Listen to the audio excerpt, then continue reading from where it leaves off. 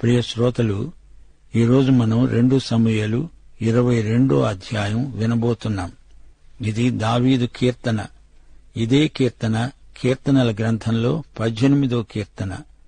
ఈ కీర్తన ఒక ప్రవచనం. దావీదు శ్రమలు పడుతున్నాడు. దావీదు విజయాలు సాధించాడు.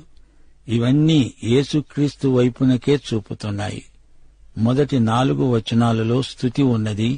యెహోవా తనను సౌలు చేతిలో నుండి తన శత్రువులందరి చేతి నుండి తప్పించిన దినమున దావీదు ఈ గీత వాక్యాలను చెప్పి యెహోవాను స్తోత్రించాడు. యెహోవా నా శైలము, నా కోట, నా రక్షకుడు, నా దుర్గము. నేను ఆయనను ఆశ్రయిస్తాను.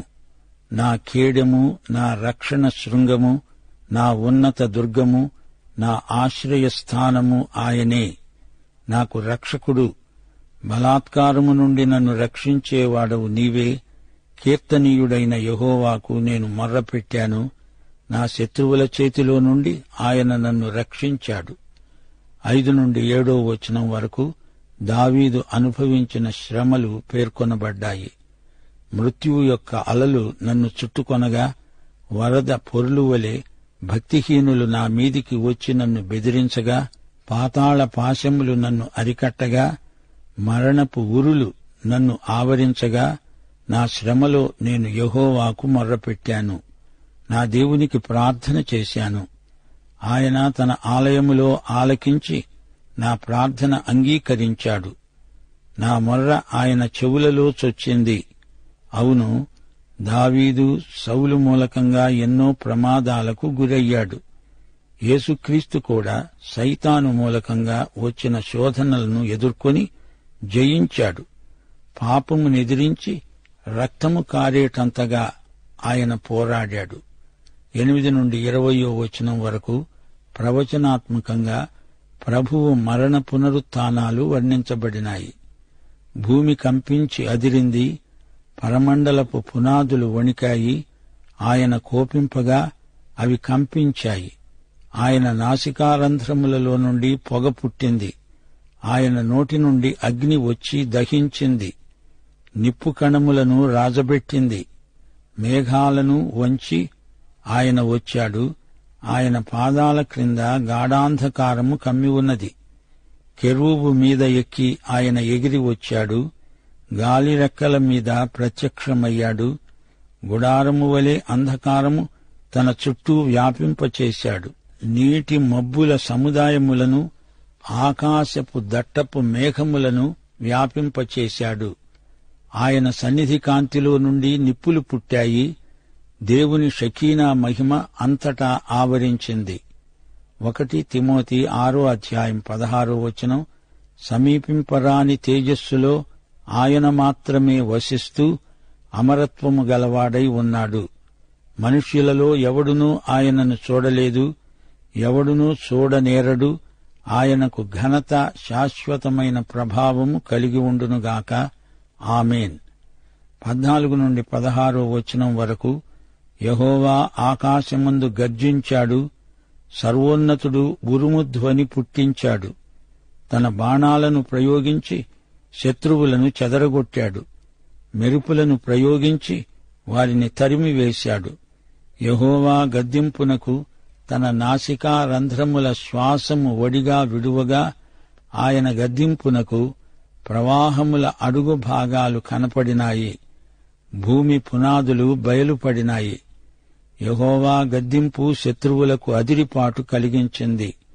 యెహోషువ 10వ అధ్యాయం 10వ వచనం, శత్రువులు కలవరపడ్డారు, వారు ఘోరముగా హతమయ్యారు. 17 నుండి 20వ వచనం వరకు ఉన్నత స్థలముల నుండి చేయి చాపి ఆయన నన్ను పట్టుకున్నాడు. నన్ను పట్టుకొని మహాజలరాశిలో నుండి నన్ను తీశాడు. బలవంతులైన పగవారు నాకంటే బలిష్ఠులై ఉండగా వారి వశము నుండి ఆయన నన్ను రక్షించాడు. ఆపత్కాలమందు వారు నా మీదికి రాగా యెహోవా నన్ను ఆదుకున్నాడు. విశాలమైన స్థలానికి నన్ను తోడుకొని వచ్చాడు. నేను ఆయనకు ఇష్టుడను గనుక ఆయన నన్ను తప్పించాడు. గమనించాలి, విశాల స్థలం పరలోకాన్ని సూచిస్తుంది. యేసు ప్రభువే తండ్రికి ఇష్టుడు. ఇడుగో నా ప్రియకుమారుడు, ఈయన యందు నేను ఆనందిస్తున్నానని దేవుడు తన కుమారుణ్ణి గురించి చెప్పాడు. 21 నుండి 25 వచనం వరకు, నా నీతిని బట్టి ఆయన నాకు ప్రతిఫలమిచ్చాడు, నా నిర్దోషాన్ని బట్టే నాకు ప్రతిఫలమిచ్చాడు. భక్తిహీనుడనై నా దేవుణ్ణి విడిచిన వాడను కాను. ఆయన న్యాయవిధులనన్నిటినీ నేను లక్ష్యపెడుతున్నాను. ఆయన కట్టడలను త్రోసివేసిన వాడను కాను. దోషక్రియలు నేను చేయనొల్లక ఆయన దృష్టికి యథార్థుడనయ్యాను. కావున నేను నిర్దోషినై ఉండడం యెహోవా చూచాడు. తన దృష్టికి కనబడిన నా చేతుల నిర్దోషత్వమును బట్టి నాకు ప్రతిఫలమిచ్చాడు. ఈ మాటలు దావీదు తన నైతిక పతనావస్థలో రాసినవి. ఎన్ని కష్టాలు వచ్చినా నేను దేవుణ్ణి విడువను అంటున్నాడు. పాపం దేవుని నుండి మనిషిని దూరం చేస్తుంది. 26 నుండి 28 వచనం వరకు, దయగలవారి ఎడల నీవు దయ చూపిస్తావు, యథార్థవంతుల ఎడల నీవు యథార్థవంతుడవుగా ఉంటావు. సద్భావము గలవారి ఎడల నీవు సద్భావం చూపుతావు. మూర్ఖుల ఎడల నీవు వికటముగా ఉంటావు. శ్రమపడే వారిని నీవు రక్షిస్తావు. గర్విష్ఠులకు విరోధివై నీవు వారిని అణిచివేస్తావు. తోటి మానవుల పట్ల దయ, దేవుని పట్ల ప్రేమ, ఈ రెండూ దేవుని బిడ్డల లక్షణాలు. దేవుడు గర్విష్ఠులను అణగదొక్కుతాడు.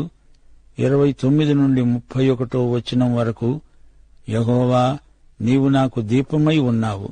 యెహోవా చీకటిని వెలుగుగా చేస్తాడు. నీ సహాయము చేత నేను సైన్యములను జయిస్తాను. నా దేవుని సహాయము వలన నేను ప్రాకారాలను దాటుతాను. దేవుడు యథార్థవంతుడు. యెహోవా వాక్కు నిర్మలము. ఆయన శరణుజొచ్చు వారికందరికీ ఆయన కేడెము. కేడెము అనగా డాలు. యెహోవాయే దీపం. గృహసీమలో యెహోవా దీపము వెలుగుతూ ఉండాలి. దీపము ఆరిపోయిందంటే కీడు ప్రాప్తించిందన్నమాటే. యోబు గ్రంథం 21 అధ్యాయం 17 వచనం, భక్తిహీనుల దీపము ఆర్పివేయబడడం అరుదుగదా. ఇశ్రాయేలుకు యెహోవాయే దీపం. ఇశ్రాయేలు జాతి యెహోవా దీపము లేకుండా ఎలా నిలువగలదు? వెలుగు కలుగుగాక అన్నవాడు యెహోవాయే. ఆయన సహాయముతోనే దావీదు ఒడిగా పరిగెత్తగలిగాడు. సైనికుడు ఒడిగా పరిగెత్తగలిగి ఉండాలి. ఆషాహేలు బాగా పరిగెత్తగలడని పేరున్నది.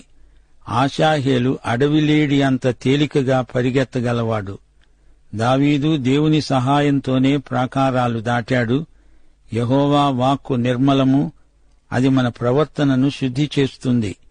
యెహోవా వాక్కు పవిత్రమైనది. మట్టి మూసలో 7 మారులు కడిగి ఊదిన వెండి అంత పవిత్రమైనది. యెహోవా తప్ప దేవుడేడి?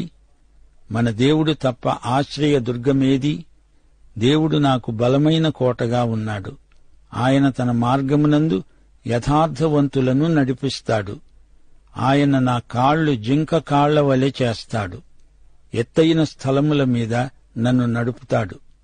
గమనించాలి, దేవుడు సర్వశక్తిమంతుడు. ఏల్ ఎలోహెం. ఆయనే దేవుడు. ఆయనే ఆశ్రయదుర్గము. ఆయన మనల్ని నడిపిస్తాడు. ఎత్తయిన స్థలాల మీద నిలువబెట్టేవాడు ఆయనే.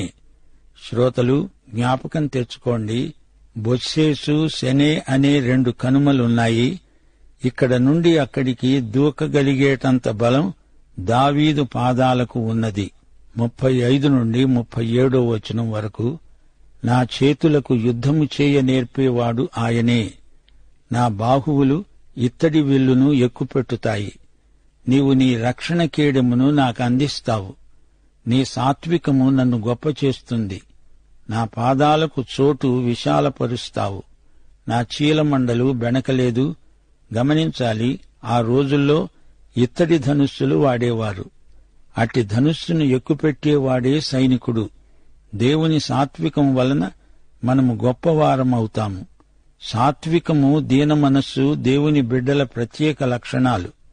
సాత్వికులు ధన్యులు, వారు భూలోకమును స్వతంత్రించుకుంటారు. చీలమండలు బెణికితే సైనికుడు యుద్ధరంగంలో నిలువలేడు. 38 నుండి 40 వచనం వరకు. నా శత్రువులను తరిమి నాశనం చేస్తాను. వారిని నశింపచేసే వరకు నేను తిరగను. నేను వారిని మింగివేస్తాను. వారిని తుత్తునియలుగా కొడతాను. వారు నా పాదాల కింద పడి లేవరు. యుద్ధానికి బలం నీవు నన్ను ధరింపచేస్తావు. నా మీదికి లేచిన వారిని నీవు అణిచివేస్తావు. దావీదు శత్రువులు అనగా దేవుని శత్రువులే. అయితే యేసు ప్రభువు ఇచ్చిన గొప్ప ఆజ్ఞ శత్రువును సహితం ప్రేమించాలి. 41 నుండి 43 వచనం వరకు. నా శత్రువులను వెనుకకు మరల చేస్తావు. నన్ను ద్వేషించే వారిని నేను నిర్మూలం చేస్తాను. వారు ఎదురు చూస్తారు గాని రక్షించేవాడు ఒక్కడూ ఉండడు. వారు యెహోవా కొరకు కనిపెట్టుకున్నా ఆయన వారికి ప్రత్యుత్తరమియ్యడు. నేల ధూళివలే వారిని నలగగొడతాను. పొడిగా వారిని కొడతాను. వీధిలోని పెంటవలే నేను వారిని పారద్రోసి అణగదొక్కుతాను. 44 నుండి 46 వచనం వరకు. నా ప్రజల కలహములలో పడకుండా నీవు నన్ను విడిపించావు. జనులకు అధికారినిగా నీవు నన్ను నిలిపావు. నేనెరుగని జనులు నన్ను సేవిస్తారు. అన్యులు నాకు లోబడినట్లు వేషం వేస్తారు. వారు నన్ను గూర్చి వినిన మాత్రం చేత విధేయులవుతారు. అన్యులు దుర్బలులై వణుకుతూ తమ దుర్గములను విడిచి వస్తారు. ఈ మాటలు దావీదు స్వానుభవం. 12 గోత్రాలు ఏకీభవించి దావీదును రాజుగా సింహాసనమెక్కించారు. ఈ మాటలు మెస్సియాను గురించిన ప్రవచనాలు. అయితే హదదెజరు, తోయి అనే రాజులను గురించి దావీదు మాట్లాడుతున్నాడు. అన్యరాజులు దావీదుకు లొంగిపోయారు. 47 నుండి 49 వచనం వరకు.